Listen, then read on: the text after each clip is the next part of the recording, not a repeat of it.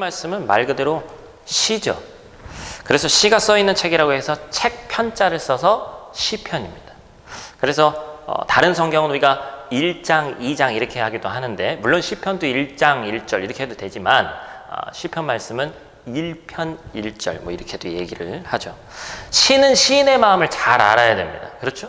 시인이 무슨 얘기를 하는데 감을 못 잡으면 안 되죠. 저도 수능 세대이기 때문에 제 기억으로는 반드시 그 듣기 평가가 끝나면 시 문제가 2문제 정도 있었어요. 저는 그렇게 감을 못 잡았습니다. 시인이 무슨 얘기를 하는지 제가 생각하기에는 아닌데 답은 다른 얘기를 막 하더라고요. 그래서 시대상도 좀 알아야 되고 뭐 그 화자의 마음도 알아야 되고 복잡한 것이 사실 시죠. 우리가 지난주까지 나눈 사무엘서 말씀 같은 역사서는 일어난 역사적 사건 속에서 우리가 메시지를 찾기 때문에 좀 더 쉬울 수 있습니다. 근데 시는 역사를 뛰어넘어서 그 시인이 말하고자 하는 바를 더 깊이 묵상해야 되기 때문에 어려운 경우가 많죠. 그래서 우리가 더 집중하지 않으면 곁길로 빠지기 십상이라는 것입니다. 우리 시편 말씀을 함께 나누면서 그 안에 메시지를 발견하고 시대를 뛰어넘은 믿음의 선배들의 지혜를 이 시간 발견하기를 간절히 여러분 축복합니다. 오늘 말씀의 주제는 우리가 참 좋아하는 겁니다. 복이죠. 여기도 이렇게 결혼한 지 그리 오래되지 않은 우리 집사님 내에도 있습니다만 저도 그렇고 한국 사람들 참 복 좋아합니다. 옷에도 새겨져 있는 게 있고 심지어 숟가락, 젓가락에도 복이 새겨져 있죠. 요즘에는 별로 많이 보지 못했습니다만 교회를 다니던 다니지 않는 사람이든 복이란 말 참 좋아하고 복 받기를 좋아합니다. 혹여 나는 불행했으면 좋겠다고 말하는 사람이 있더라도 깊이 살펴보면 그 말대로 원하는 것이 아니라 누구보다도 행복을 원하는 사람이라는 것이죠. 즉 성격과 성향에 관계없이 복이라는 것은 모든 사람이 좋아한다. 세상의 복과 성경에서 말하는 복은 그러면 어떻습니까? 같은가요? 다른가요? 분명 다른 그 무엇이 있을 것 같아요. 그렇다면 그리스도인들에게 교회 다니는 우리에게 복이란 무엇인지, 과연 세상에서 말하는 복과 다르다고 얘기하는데 어떻게 다른지 우리가 그것을 한번 정의해 보고자 합니다. 물론 성경에서 찾는 것도 그 정의가 쉽지는 않습니다. 왜냐하면 성경을 읽으면 읽을수록 그 복에 대한 정의가 모호해집니다. 오늘 본문 말씀 시편 1편에서는 복 있는 사람은 하는 모든 일이 다 형통하다고 얘기하고 있어요. 그런데 조금 지나서 신약 시대에 가면 예수님께서 말씀하신 그 유명한 팔복이 있죠. 산상수훈에 나오는. 근데 마태복음 그 5장을 보면 가난한 자, 애통한 자, 목마른 자, 박해받는 자가 복이 있다. 도대체 성경에서 말하는 복이 뭔지 정의를 내리기 쉽지 않다라는 것입니다. 세상 사람들은 복, 행복에 대해서 돈, 명예, 환경, 자기 만족감 등을 행복의 조건으로 여깁니다. 동산과 부동산, 자산, 현금, 예금, 자신이 필요하는 그 무엇인가가 채워지면 행복해진다고 생각하는 거예요. 그리고 그 자체를 복이라고 생각하고 목표로 잡습니다. 세상 사람들이 복받았다고 말하는 돈, 명예 등은 사실 성경적 의미에서 복 자체가 아님을 우리가 알아야 됩니다. 그것들은 하나님과 연결되었을 때 얻게 되는 부산물이에요. 물론 그것은 분명 삶에 도움이 될 때가 있지만 절대로 그것 자체가 복 자체가 되지가 않습니다. 그럼 성경에서 말하는 복이 무엇이고 복 있는 사람이란 과연 무엇일까요?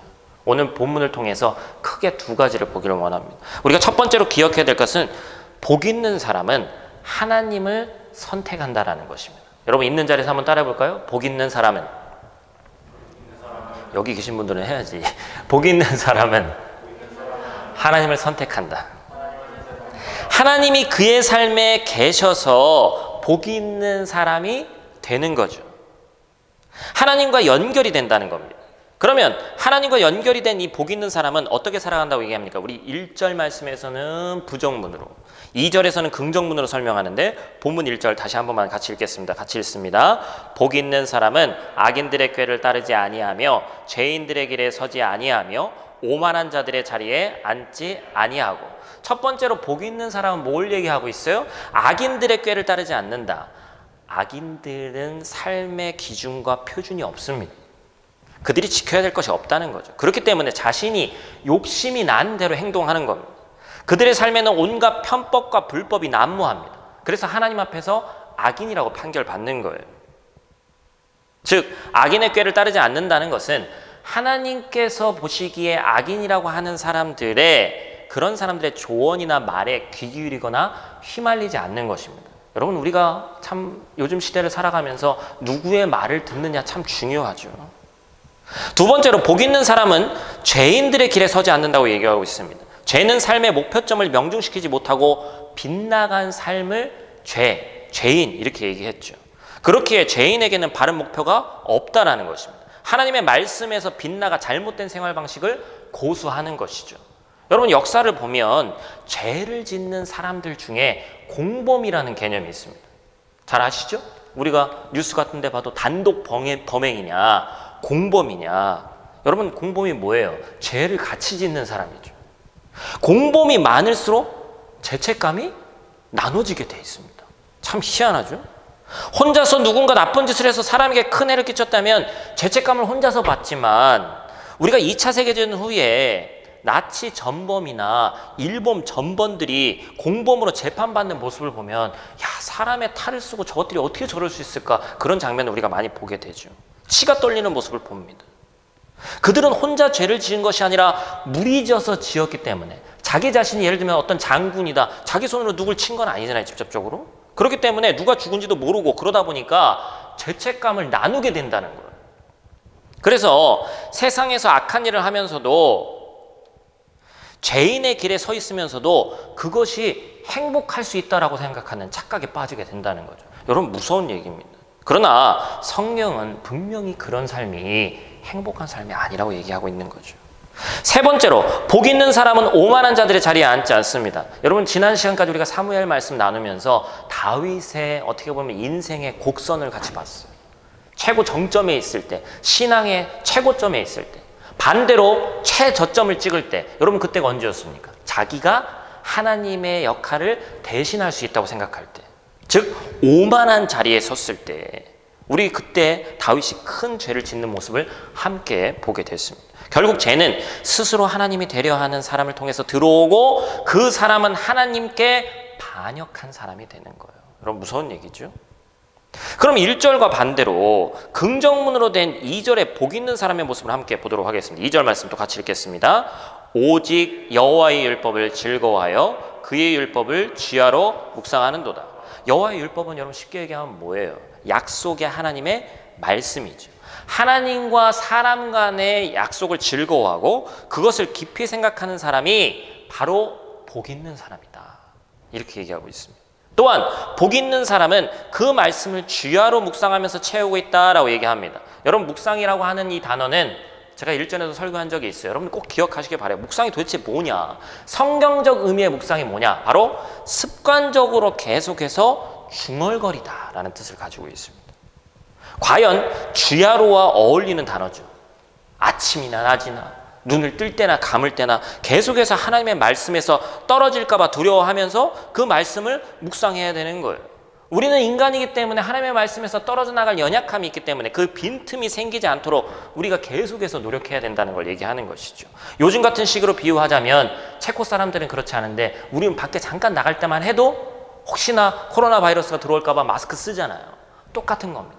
빈틈이 생기지 않도록 하는 거예요. 저는 뮤지컬을 많이 본 적은 없습니다. 그런데 뮤지컬 중에 유명한 뮤지컬이 있죠. 저는 유럽에 와서 파리를 꼭 가게 된다면 진짜 직접 보고 싶은 뮤지컬이 있어요. 뭘까요? 파리 하면 떠오르는 노틀담의 파리, 그죠? 노틀담의 파리, 그 뮤지컬을 보고 싶어요. 저는 잘 무식해서 잘 몰랐는데 뮤지컬에 나오는 노래가 넘버라고 부른다면서요, 그죠? 거기 나오는 넘버, 여기 계신 분들은 잘 모르는 모양이네. 뮤지컬에 나오는 노래를 넘버라고 하는데 유명한 넘버가 하나 있습니다. 그 노틀담의 파리, 노틀담 드 파리라는 그 작품에. 근데 대성당들의 시대라는 노래가 있어요. 아마 들어보신 분이 있을 거예요. 저는 이해는 못해도 불어로도 들어보고 또 우리나라 말로도 유명한 뮤지컬 배우들이 많이 불러서 한번 들어봤습니다. 뭐 잘 모르시는 분들을 위해서 잠깐 제가 불러드리면, 대성당의 시대가 뭐 이렇게 하는 거예요. 그렇게 하는 건데, 이 대성당들의 시대라는, 그러니까 이 노틀담의 성당이라는 이 파리라는 노틀담 드 파리라는 이 작품의 시대적 배경이 뭡니까? 15세기에 종교가 가장 타락했을 때 시대적 배경은 르네상스, 뭐예요? 신본주의에서 인본주의로 넘어가는 그 시대. 그리고 교회 건물을 크게 지어서, 여러분 고딕 건물의 특징이 뭡니까? 높이 지으면 하늘에 닿을 듯이 기도하는 손 모양, 참 그 마음 자체는 좋아요. 그런데 교회 건물 대성당으로만 짓고자 혈안이 돼가지고 더 크게 더 높게 백성들의 고열을 짜내서 건물을 지어내는 시대가 바로 15세기, 16세기 그런 시대였습니다. 그러나 16세기에 들어서 르네상스와 종교개혁의 영향으로 대성당들의 시대가 끝나는 상황이 그 작품의 상황이에요. 제가 이 말씀을 왜 드릴까요? 조금 조심스러운 게 사실이지만 우리는 이제 새로운 시대를 살아야 됩니다. 코로나19로 인해서 아마도 그것이 더 빨리 진행이 될 거예요. 어떤 분들이 이제 컨택트 시대가 아니라 언컨택트의 시대를 준비해야 된다고 심지어 말을 합니다. 틀린 말이 아니죠. 오늘 우리가 또한 비대면 예배를 드리고 있지 않습니까? 이제 시대적 흐름이기 때문에 거스를 수 없습니다.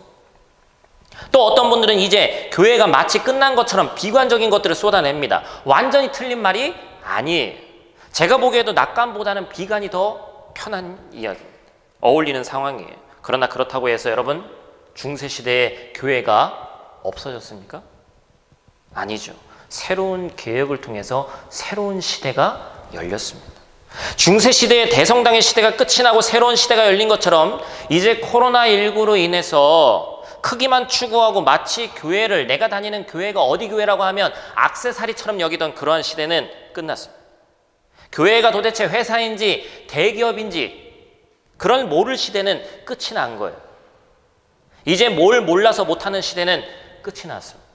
흔히들 목사를 목자에 비유합니다. 양을 이끄는 목자.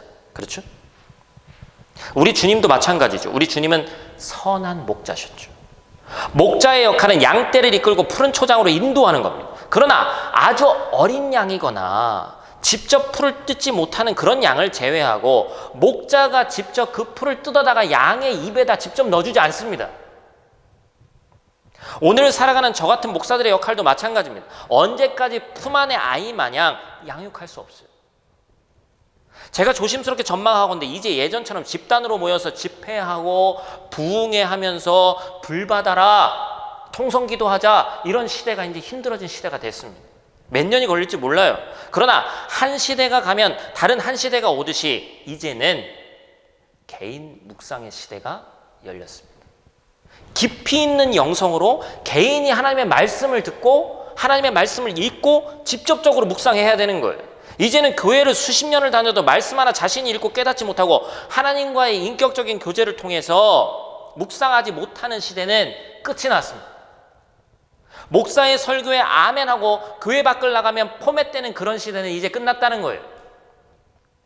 한 번 전해진 말씀, 한 번 묵상한 말씀이 내 말씀이 되는 길은 그 말씀을 주야로 묵상하는 방법밖에 없는 줄 믿습니다. 다른 방법이 없어요. 잊지 않으려고 노력해야 하고 그 노력은 했다 안 했다가 아닌 밤이나 낮이나 해야 되는 겁니다. 컨텐츠나 자료가 없어서 못하는 시대가 아닙니다. 넘쳐나죠. 우리가 원해서 얻어진 시간은 아니지만 그래서 씁쓸하지만 누군가 이런 말을 하더라고요. 목사님 돈은 없는데 시간은 많아요. 웃자고 하는 소리는 아니고 참 그 말에 뼈가 있죠. 가슴 아픈 이야기지만 그럼에도 불구하고 시간이 우리에게 있습니다. 이때도 우리가 습관이 되지 않고 이때도 주야로 묵상하지 못하면 우리가 원래 얼마나 바쁜 사람들이에요. 나중에 그 바쁠 때 그것이 가능하지 않다는 것이죠. 여러분 가운데 내 말씀이 있기를 원합니다. 사랑하는 성도 여러분, 첫째로 하나님을 선택하셔서, 특별히 하나님의 말씀을 선택하셔서 그것이 복 있는 사람의 첫 번째 조건이라는 사실을 잊지 않으시는 저와 여러분들 되시기를 축복합니다. 두 번째로 기억해야 될 것은 복 있는 사람은 형통합니다. 한번 따라하겠습니다. 복 있는 사람은 형통합니다. 본문 3절과 4절 말씀 우리 다시 한번 읽어보도록 하겠습니다. 읽겠습니다. 그는 시냇가에 심은 나무가 철을 따라 열매를 맺으며 그 잎사귀가 마르지 아니함과 같으니 그가 하는 모든 일이 다 형통하리로다. 악인들은 그렇지 아니하며 오직 바람에 나는 겨와 같도다. 하나님과 떨어지지 않은 복 있는 사람과 하나님과 떨어져서 사는 사람의 결말에 대해서 설명을 넘어서 본문 말씀은 선언하는 거예요. 이거는 이렇게 될지도 모른다가 아닙니다. 나무는 요동하지 않고 편안합니다. 뿌리가 깊어야지만 흔들리지 않습니다. 영양을 공급받고 떨어지지 않는 잎사귀를 내지만 이미 나무에서 떨어져 나온 바람에 나는 겨와 같은 그런 인생은 생명이 없고 혼란스럽다는 것이죠. 그렇다면 어떤 상황에서 복이 있는 사람은 요동하지 않고 악인들은 흔들려 떨어지느냐? 바로 고난 앞에서 둘의 차이점이 명확하게 드러납니다. 저희 동네에 여기는 태풍이 없는 곳이지만 가끔 태풍처럼 바람 불 때 있죠, 그죠? 제가 볼 때는 그건 태풍이에요. 그냥 바람이 아니야. 제가 볼 때는 한 몇백 년도 된 거목인데 저희 동네에, 우리 동네죠, 우리 동네에 그게 한 반년 전에 한번 쓰러졌어요. 겉의 크기로 보면 절대로 넘어질 나무가 아닙니다. 그런데 이번에 이제 그 나무를 다 잘라서 그것을 정리하려고, 우리 같으면 하루면 끝날 것 같은데 지금 한 4일째 하고 있어요. 전기톱 갖고 와서 한번 했다가 다시 또 이렇게 오전에 했다가 사라지고, 왜 그게 오래 걸리는지 잘 모르겠습니다만 하여튼 이 둘레를 보면 어마어마하게 큰 나무입니다. 근데 그 나무가 쓰러졌거든요. 근데 거기에 박혀있는 뿌리를 보니까, 물론 나무가 크니까 그 정도는 크겠지만 제가 볼 때는 그 안에까지 직접 보지 못했는데 뿌리 자체가 엄청 깊지는 않은 게 보여요. 겉으로 보일 때는 허우대가 멀쩡하고 커 보이는데 뿌리가 깊지 않으니까 넘어가는 거예요. 여러분, 인간의 삶도 마찬가지입니다. 다른 때는 아무 차이가 없어요. 겉으로 보기엔 멀쩡해. 그런데 고난이 닥쳐오고 어려운 상황이 닥쳐오면 의인과 악인의 길이 분명하게 명확히 드러난다는 것이죠. 우리가 착각하지 말아야 될 게 하나 있습니다. 뭡니까? 복이 있는 사람, 의인이라고 해서 고난을 당하지 않는단 말이 아닙니다. 하나님의 약속의 말씀을 믿기 때문에 그 마음과 삶이 변하지 않는, 흔들릴지언정 무너지지 않는 자가 복 있는 사람이라는 거예요. 그렇게 그 사람은 하나님의 공급을 받아서 은혜의 부산물, 즉 하는 모든 일이 형통하게 된다. 여러분, 9월 첫째 날 큐티 영상 보신 분들 계시리라고 생각합니다. 제가 거기서 형통의 말에 대해서 설명했죠? 형통 무슨 뜻이라고 했어요? 히브리어로는 짜라으라고 하는데 돌진하다라는 뜻을 가지고 있습니다. 무슨 뜻입니까? 형통이라는 말은 고난을 당하지 않는다거나 그 사람이 하는 일이 세상의 눈으로 보기에도 다 잘되고 돈도 많이 벌고 배만 두드리고 승승장구한다는 얘기가 아니라, 승진만 한다는 얘기가 아니라, 비록 어려운 환경과 위치에 놓여 있지만, 그런 상황 가운데 있지만 그는 무언가 믿는 구석이 있어서 머뭇거리지 않고 그 상황을 돌파하기 위해서 돌진한다는 겁니다. 그게 형통이라는 거예요. 여러분, 돌진이라는 말은 앞에 장애물이 있을 때 어울리는 말이지 아무것도 없는데 돌진이라는 표현을 쓰지 않습니다. 즉 인생의 고난과 역경 가운데서도 형통한 자는 모든 일의 역경을 뚫고 나가는 힘이 있다는 것이죠. 성경에서 누군가 무슨 일을 해야 되는데 가장 부담스러웠던 사람이 누가 있을까라고 묻는다면 저는 많은 사람이 있지만, 여러분 언제 부담스러울까요? 내가 어떤 일을 하는데 전임자가 엄청 잘한 거예요. 그럼 그 뒤에 들어가는 후임자는 조금, 아니죠, 많이 부담스러울 수밖에 없습니다. 성경에 위대한 리더가 있었고 그 다음에 후임으로 딱 하면 누가 떠올리세요? 많은 사람이 있겠지만 저는 여호수아가 떠오르더라고요. 여러분, 모세가 어떤 인물입니까? 말은 좀 잘 못한다고 하지만 40년 넘도록 이 백성들을 끌고 나와서 광야에서, 저는 우리 교회 성도들, 우리 교회는 특별히 그런 문제가 아직 있지 않았습니다만 한 30-40명도 안 되는 성도들하고 의견 조율하기도 쉽지 않거든. 근데 장정만 60만, 한 200만, 300만 넘는 사람들, 물론 대표도 있고 했습니다만, 여러분 여호수아가 옆에서 그걸 봤잖아요. 사람들이 힘들게 하고 리더로서 그 고독한 시간을 견뎌내야 되는, 요즘으로 얘기하면 뭡니까? 수발을 들었잖아요. 수발을 옆에서 비서실장 마냥. 얼마나 그 길이 어려운지 아는 거예요. 그래서 이 위대한 민족의 지도자, 지금도 칭송받는 모세의 후임이라고 하니까 그 두렵고 떨리는 순간에 하나님이 여호수아에게 주신 말씀이 있죠. 여호수아 1장 6절에서 8절인데 시각관계상 8절만 읽어보겠습니다. 제가 읽어드릴게요. 이 율법책을 내 입에서 떠나지 말게 하며 주야로 그것을 묵상하여 그 안에 기록된 대로 다 지켜 행하라. 그리하면 내 길이 평탄하게 될 것이며 내가 형통하리라. 할렐루야. 여러분, 보통 사람들은 리더가 얼마나 힘든지 모릅니다. 40년이 넘도록 이스라엘 백성들이 광야에서 불순종하고 모세를 욕하고 험담하는 그런 상황 가운데서 여호수아는 그 상황을 너무나도 잘 알고 있는 거예요. 큰 부담이었죠. 우리가 다 읽지 않았지만 여호수아 1장 6절부터 읽어보면 강하고 담대하라라고 시작합니다. 계속해서 두려워 떨고 있는 인생에게 필요한 언어죠. 떨지 않는 인생에게 강하고 담대하라는 말은 필요 없습니다. 내가 떨리고 두렵기 때문에 강하고 담대하라는 말씀을 계속해서 주시는 거예요. 두렵고 떠는 여호수아에게 하나님이 힘을 주시기 위한 말씀이 바로 8절 말씀입니다. 율법의 책을 입에서 떠나지 말게 하고 밤낮으로 묵상하고 기록된 대로 지키고 행하면 형통. 뭐라고 말씀드렸죠? 이 어려운 리더의 자리에서 네가 모세처럼 가나안 백성들을 돌파하고 돌진해서 이기고 결국 승리의 자리에 앉게 하겠다는 것이죠. 사랑하는 형제자매 여러분, 여러분에게는 자신을 형통하게 할 하나의 말씀이 있는지 한번 떠올려 보시기 바랍니다. 아마 예배 후에도 한번 옆에 계신 분한테 한번 물어보세요. 하나의 말씀이 있냐? 좋아하는 말씀이 있냐? 누군가 저에게 물어본다면 너무 많아요. 시편, 앞으로 그 설교도 하겠습니다만 시편 8편도 있고 뭐 많은 구절이 있죠. 이사야서 말씀도 있고 뭐 어려울 때 특히나 힘이 되는 말씀들이 많이 있죠. 그 말씀이 나에게 있느냐는 겁니다. 목사님이 좋아하는 말씀, 어느 집사님이 좋아하는 말씀 말고 내가 가지고 있는 나의 말씀, 여러분 만약에 그게 없다면 오늘 이 시편 1편 말씀을 꼭 기억하시길 바랍니다. 만약에 암송할 수 있다면 암송하시기 바라요. 여러분, 코로나로 인해서 또 앞으로 우리 인생 가운데 어려움이 펼쳐질 텐데 그 어려운 상황들을 돌파할 돌파구는 하나님의 말씀밖에 없습니다. 많은 히브리 유대인 랍비들이 시편 1편을 가르쳐서 우리의 인생 전체를 담고 있는 시편이라고 가르칩니다. 왜 그런지 아세요? 이 시라는 게 그 운율이 있고 소위 말하는 요즘도 있지만 라임이라는 게 있죠. 그래서 히브리어 알파벳의 첫 단어인 알렙, 우리로 얘기하면 A 같은 A, 기억, 그리고 마지막 단어가 히브리 알파벳의 마지막 단어인 타브라는 것으로 끝납니다. 짧은 6절인데 A로 시작해서 Z로 끝난다는 얘기예요. 쉽게 얘기하면 알파로 시작해서 오메가로 끝난다는 얘기입니다.